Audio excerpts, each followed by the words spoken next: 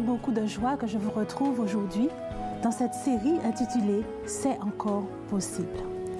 Aujourd'hui, j'aimerais vous parler de l'histoire de David et de Goliath.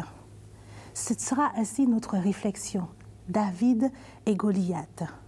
Nous verrons comment David s'est retrouvé face à ce géant, Goliath. Prenons un instant ensemble et étudions cette histoire. Donc, pour nous remettre dans le contexte, le peuple d'Israël est en pleine guerre avec les Philistins. Ce n'est pas la première fois que le peuple se retrouve en guerre avec les Philistins. Seulement, cette fois-ci, il y a quelque chose d'impressionnant. Il y a quelque chose d'autre. Cette fois-ci, les Philistins ont une arme imposante. Les Philistins ont avec eux un homme, un géant, prénommé Goliath. Il y a maintenant 40 jours que le peuple tremble sous les défis arrogants de ce géant. À la simple vue de ce surhomme qui mesurait plus de 3 mètres de haut, les Israélites s'enfuyaient. Chaque matin et chaque soir, Goliath s'avançait vers le camp d'Israël et disait à haute voix : « Pourquoi sortez-vous pour vous ranger en bataille ? Ne suis-je pas le Philistin ? Et vous, les sujets de Saül ? Choisissez parmi vous un homme pour combattre avec moi. S'il a l'avantage, nous deviendrons vos esclaves. Mais si c'est moi qui gagne, et comme il était sûr de gagner, si c'est moi qui gagne, vous deviendrez nos esclaves. » Et dans le camp des Israélites, personne n'osait plus bouger. Tout le monde avait peur et toute l'armée était comme paralysée. Alors, de notre côté, nous avons David. David qui est le fils d'Isaïe et qui est un berger. En plus d'être un berger, il est aussi un poète et un musicien. Il passait le plus clair de son temps dans la nature avec son troupeau et il composait ainsi des chants et des poèmes. Souvent, quand il gardait son troupeau, il était attaqué par des lions, des ours, et il avait appris à se débarrasser de ces bêtes, à les tuer même, par la grâce de Dieu. Donc, ce jeune homme, va-t-on dire, David, avait une certaine expérience avec Dieu. Grâce justement à toutes ces batailles qu'il avait livrées contre les ours et contre les lions. Donc, le père de David lui demande simplement d'aller voir ses frères. Ses frères, comme je vous l'ai dit, sont en pleine guerre avec les Philistins dans la vallée des Térébintes, qui se situait environ à une vingtaine de kilomètres au sud-ouest de Bethléem. Alors nous lisons cette histoire, si vous le voulez bien, dans 1 Samuel, versets 17 à 19. Nous lisons ensemble. Israël dit à David, son fils. Isaïe, du moins, dit à David, son fils. Prends pour tes frères cet épha de grains rôtis et ces 10 pains et cours au camp vers tes frères. Porte aussi ces 10 fromages au chef de leurs milliers. Tu verras si tes frères se portent bien et tu m'en donneras des nouvelles. Ce qui est tout à fait normal.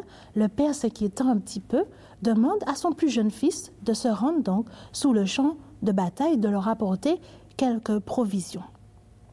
Ils sont avec Saül et tous les hommes d'Israël dans la vallée des Térébintes, je suis au verset 19, faisant la guerre aux Philistins. David donc se leva de beau matin, il laissa les brebis à un gardien qui le prit en charge et il partit comme son père Isaïe lui avait ordonné.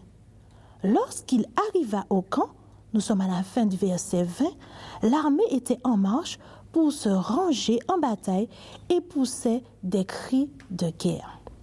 Donc voilà David qui arrive sur le champ de bataille. Qu'est-ce qu'il entend? Il entend des cris de guerre. Et il se dit certainement, la guerre bat son plein. Et nous voyons que David entend un bruit. Et ça, c'est dans 1 Samuel, verset 17, verset 21 à 24. David entend un bruit. Et donc, le verset 21 nous dit, « Israël et les Philistins se formèrent en bataille, armée contre armée. David remit les objets qu'il portait entre les mains du gardien des bagages et courut vers les rangs de l'armée. Aussitôt arrivé, il demanda à ses frères comment ils se portaient. Et le verset 23. Tandis qu'il parlait avec eux, voici le Philistin de Gath, nommé Goliath, s'avança entre les deux armées, hors des rangs des Philistins. Il tint les mêmes discours que précédemment, et David les entendit. À la vue de cet homme, tous ceux d'Israël s'enfuirent devant lui et furent saisis d'une grande crainte. Donc vous voyez un petit peu la situation. Il y a une guerre, deux armées, l'une face à l'autre, et voilà-t-il pas que les Philistins ont trouvé l'arme idéale. Ils ont Goliath. Et il suffit que Goliath parle et vous voyez toute l'armée israélite s'enfuir. Tout le monde a peur. Tout le monde court. Et voilà que David assiste justement à cette chose. J'aimerais donc vous poser cette question. Que pensez-vous de cette histoire? Pourquoi Dieu, qui a son armée israélite, n'a pas terrassé Goliath? Pourquoi Dieu n'a pas envoyé un ange pour lutter avec Goliath? Goliath était si imposant. Goliath faisait peur à toute l'armée d'Israël. Pourquoi Dieu n'a-t-il rien fait? On nous dit, quand nous cherchons un petit peu les informations sur Goliath, que Goliath mesurait environ 3,25 mètres. On nous dit que son armure pesait environ 57 kilos. Il devait être vraiment impressionnant. Et que faire devant ce géant? L'armée d'Israël, elle courait, elle s'enfuyait et il n'y avait plus personne. Je voudrais maintenant m'adresser à toi qui m'écoutes. Est-ce que ça t'est déjà arrivé d'avoir peur? As-tu eu peur d'une chose? As-tu été saisi de crainte au point de t'enfuir? As-tu été face à une difficulté qui t'inspire uniquement la crainte et l'envie de te cacher? C'est fort possible. Les Israélites, eux, à ce niveau, ils avaient peur. En effet, les Israélites ne savaient pas quoi faire. Et ils étaient vraiment inquiets pour leur vie. Voyons maintenant la réaction de David. Nous avons dit David était un berger. Il a laissé son troupeau aux mains de gardiens et il a obéi à son père. Il est parti pour donner des provisions à ses frères. Et là, il se retrouve sur le champ de bataille. Il voit Goliath insulter l'armée de l'Éternel. Il voit Goliath terroriser toute l'armée et toute l'armée qui court parce que Goliath est là. Voyons la réaction de David. Nous lisons cela dans 1 Samuel 17, 1 Samuel 17, versets 32 à 34. Donc, je lis, David, au verset 32, dit à Saül, « Que personne ne se décourage à cause de ce Philistin. Ton serviteur ira se battre avec lui. » Saül dit à David, « tu ne peux pas aller te battre avec ce Philistin, car tu es un enfant. Et lui, il est un homme de guerre dès sa jeunesse. Et voilà-t-il pas que Saül est en train de décourager David, lui disant, mais tu ne peux pas faire ça, tu es un enfant. David lui dit, oui, moi j'irai. Saül qui lui dit non. Et voyons, continuons. 1 Samuel 17, verset 34. David dit à Saül, ton serviteur faisait paître les brebis de son père. Et quand un lion ou un ours venait en enlever une du troupeau, je courais après lui, je le frappais et j'arrachais la brebis de sa gueule. Ça, c'est une expérience que David est en train de raconter à Saül. Expérience passée qu'il a vécue. Et il continue, la fin du verset 35. S'il se dressait contre moi, je le saisissais par la gorge, je le frappais et je le tuais. Nous continuons au verset 36. C'est ainsi que ton serviteur a terrassé le lion et l'ours, et il en sera ainsi de ce Philistin, de cet incirconcis. Comme l'un d'eux, je le terrasserai, car il a insulté l'armée de l'Éternel, le Dieu vivant. Ainsi, David, qui est face à cette situation, la trouve insupportable. Comment se fait-il qu'un homme puisse venir insulter l'armée de l'Éternel? Et en plus, vous avez toute l'armée qui s'enfuit.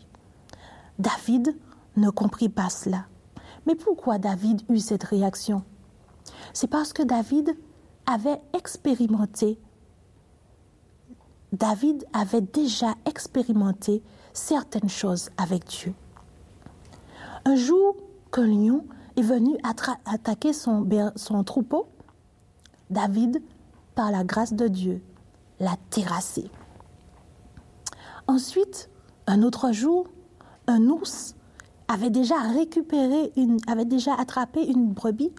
David a récupéré cette brebis par la grâce de Dieu et il a tué cet ours. David avait de solides expériences qu'il avait déjà faites avec Dieu. Comme vous aussi, je pense, vous avez de solides expériences que vous avez déjà faites avec Dieu. Ainsi, face à cette difficulté, David ne s'est pas laissé submerger par le désespoir. David n'a pas couru avec le reste de l'armée. David s'est souvenu de ses expériences passées et c'est ainsi qu'il a décidé, s'appuyant sur ses expériences passées, de combattre ce Philistin, ce Goliath, ce géant qui était vraiment énorme. Et maintenant, j'aimerais te demander à toi qui m'écoutes, pourquoi ne t'appuies-tu pas sur tes expériences passées pour faire face à cette difficulté qui est devant toi? Pourquoi veux-tu te décourager? Pourquoi veux-tu laisser tomber? Dieu t'a-t-il déjà secouru? Au moins une fois, Dieu t'a déjà secouru. Et tu peux, en repensant à cette expérience, aller de l'avant. Tu dois, en repensant à cette expérience, aller de l'avant. Parce que Dieu qui t'a secouru déjà une première fois, le fera certainement. Et nous voyons que David était confiant. Saül a voulu donner à David des armes nouvelles. Il a voulu lui donner une armure. Mais David ne pouvait pas utiliser l'armure. Il n'arrivait pas à marcher là-dedans. Avec quoi a-t-il terrassé l'ours? Avec quoi a-t-il terrassé le lion? Avait-il une armure? Non, il n'avait aucune armure. Il avait juste sa fronde. Il avait juste sa foi en Dieu. Il avait juste son courage que Dieu lui avait donné. Et c'est ainsi que David a pu terrasser le lion et l'ours. Donc David n'a pas voulu d'armure. David a avancé avec la foi qu'il avait. Ainsi, je voudrais te dire à toi qui m'écoutes, toi qui te demandes peut-être pourquoi Dieu lui-même n'a pas terrassé ce Goliath. J'aimerais te dire que Dieu avait un plan. Dieu avait un plan. Et je crois que David, s'il était là, s'associerait avec moi et te dirait, Dieu est puissant, mais il aime s'allier aux humains. La puissance de Dieu est disponible, mais il veut que quelqu'un qui ait la foi, puisse faire le pas et la saisir. La puissance de Dieu est disponible et dans quelle que soit la situation que tu es, Dieu veut t'aider. Il veut s'associer à toi afin que tu aies la victoire. N'hésite pas, mets-toi debout et saisis cette puissance disponible pour combattre tous les géants de ton existence. Les géants, nous en avons.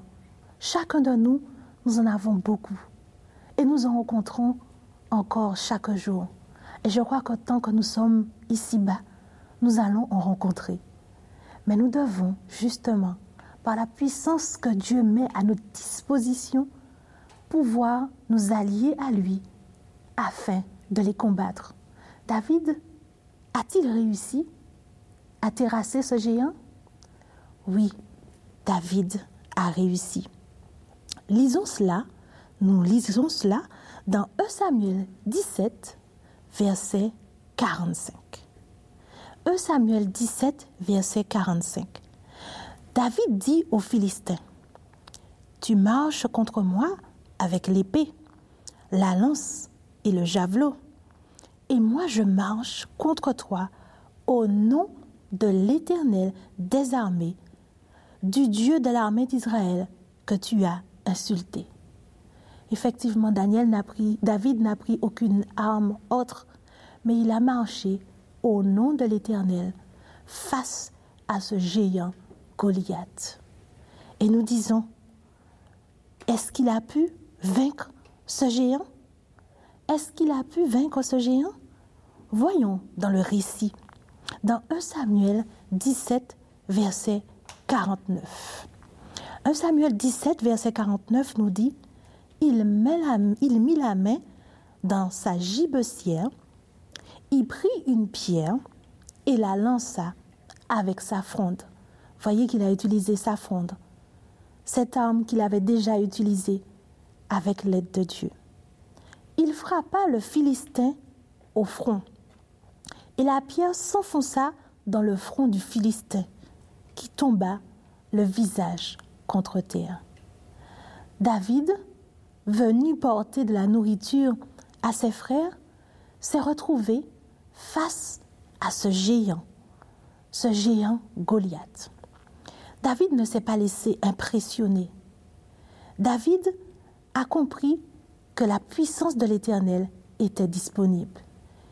Et David, donc, a décidé de combattre ce géant.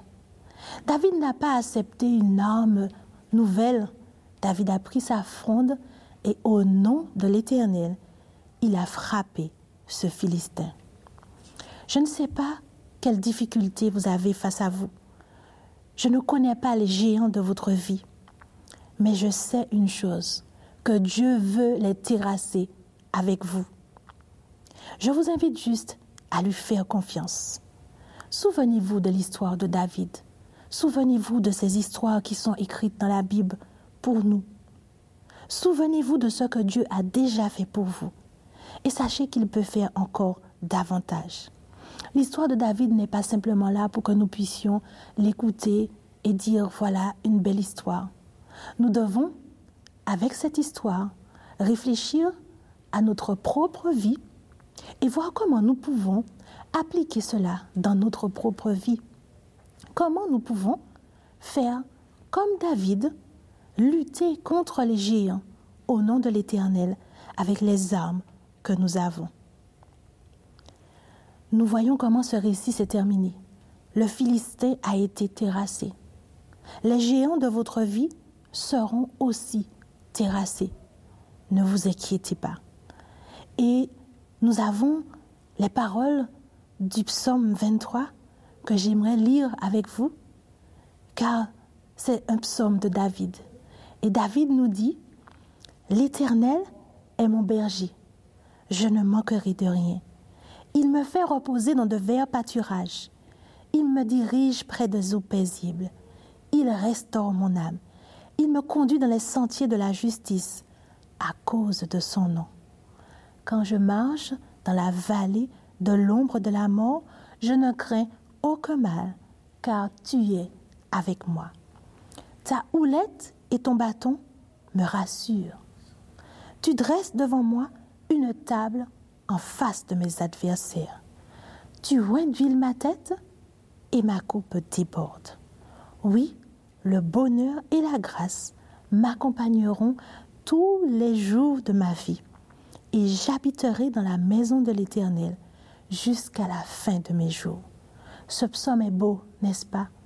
Et souvent, nous le récitons, nous le connaissons. Les enfants petits ont appris ce psaume, et c'est avec joie qu'on les voit réciter cette psaume. L'Éternel est mon berger, je ne manquerai de rien. Et voilà-t-il pas qu'enfants, nous grandissons et nous oublions ces paroles. Quand nous sommes face aux réalités de la vie, quand nous sommes face aux dangers, nous oublions que l'Éternel est notre berger. Voyez-vous, comme David s'est battu pour sauver la brebis que l'ours avait déjà capturée, c'est ainsi qu'un berger se bat pour son troupeau. Sachez que l'Éternel est notre berger et qu'il se battra pour nous. Sachez que l'Éternel a un plan pour votre vie. Vous n'êtes pas simplement là comme ça. L'Éternel a un plan pour votre vie. Et quel que soit le problème que vous avez, sachez qu'il est votre berger. Et il est dit, quand je marche dans la vallée de l'ombre de la mort, quand je marche, quand j'ai des difficultés, quand j'ai un souci, quand j'entreprends un voyage périlleux, quand j'entreprends de passer un examen, quand j'entreprends quelque chose de difficile, je ne crains aucun mal, car tu es avec moi. Ta houlette et ton bâton me rassurent. Dieu est là pour nous rassurer. Et c'est pourquoi il a mis toutes ces histoires. Il a permis que toutes ces histoires soient écrites dans la Bible pour que nous puissions les lire, mais pas seulement les lire, mais pour que nous puissions être conscients que ces histoires révèlent un Dieu qui est merveilleux, qui est puissant et qui peut faire beaucoup pour ses enfants. Ces histoires doivent nous rassurer, nous porter de la joie, nous porter de la paix. Et c'est ainsi que quand nous lisons l'histoire de David et Goliath, l'histoire que nous connaissons déjà certainement, nous voyons comment, avec foi, confiance, David a pu terrasser ce géant qui, nous le rappelons, faisait fuir toute l'armée d'Israël. Ce géant était vraiment impressionnant. Qu'avez-vous dans votre vie aussi impressionnant que ce géant? Qu'avez-vous dans votre vie qui vous fait peur? Qu'avez-vous dans votre vie qui vous fait fuir? Sachez que cette chose, quelle que soit la chose, Dieu a la solution. La puissance de Dieu est là pour vous aider à combattre cette chose et à la vaincre. La puissance de Dieu est disponible. Comme nous l'avons dit au débutant, Dieu aurait pu terrasser Goliath lui-même. Un ange aurait pu terrasser Goliath. Mais Dieu n'a pas voulu le faire ainsi. Il a voulu s'associer à un berger, David, un jeune berger, avec beaucoup de foi, qui, s'appuyant sur ses expériences passées, savait que cette victoire était possible. Vous savez, la victoire est possible. C'est encore possible pour Dieu de nous délivrer d'un géant, Goliath. Et je crois que Dieu l'a déjà fait pour beaucoup d'entre nous. Et beaucoup peuvent en témoigner. En terminant, j'aimerais toujours vous inviter à nous envoyer vos mails à l'adresse que je vous indique. 3abnfrançais@3abn.org. À cette adresse, dites-nous ce que Dieu a fait pour nous. Dites-nous ce que Dieu a fait pour vous. Dites-nous s'il vous a secouru. Racontez-nous tout ce qu'il a réalisé dans votre vie. Nous serons heureux de savoir cela. Nous serons heureux de savoir que vous lui faites confiance. Nous serons heureux de savoir que vous avancez avec lui. Car c'est le but de notre émission.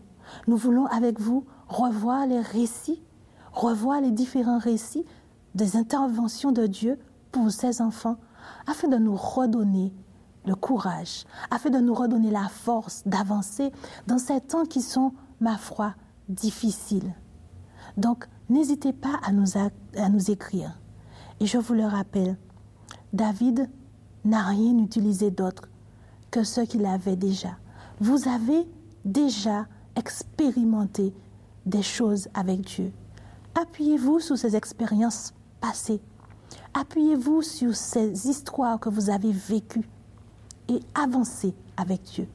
Faites-lui confiance, mettez-vous debout et avancez. Aucun géant ne pourra vous terrasser. Aucun géant ne pourra vous faire fuir. Aucun géant n'est trop grand pour que Dieu puisse le maîtriser et le gérer. Aucun problème n'est trop grand pour l'Éternel. Comme David, faisons-lui confiance. En tout temps, en toutes circonstances, faisons confiance à l'Éternel. Il n'attend que ça. Sa puissance est disponible pour nous. Et ainsi, nous pourrons témoigner de ses bienfaits. Nous pourrons écrire notre histoire aussi. Nous pourrons écrire notre histoire comme l'histoire de David. Nous pourrons ajouter un récit. Moi, face à ce géant, j'ai fait confiance à l'Éternel et l'Éternel m'a secouru. L'Éternel est venu à mon secours et j'ai réussi à vaincre ce géant. Et aujourd'hui, je veux remercier Dieu. Écrivez-nous donc vos histoires et dites-nous comment l'Éternel vous a sauvés. Je vous souhaite un bon courage. Confiance en l'Éternel. Il est capable de nous délivrer. C'est encore possible aujourd'hui. Faites-lui confiance et à très bientôt. Que Dieu vous bénisse. Amen.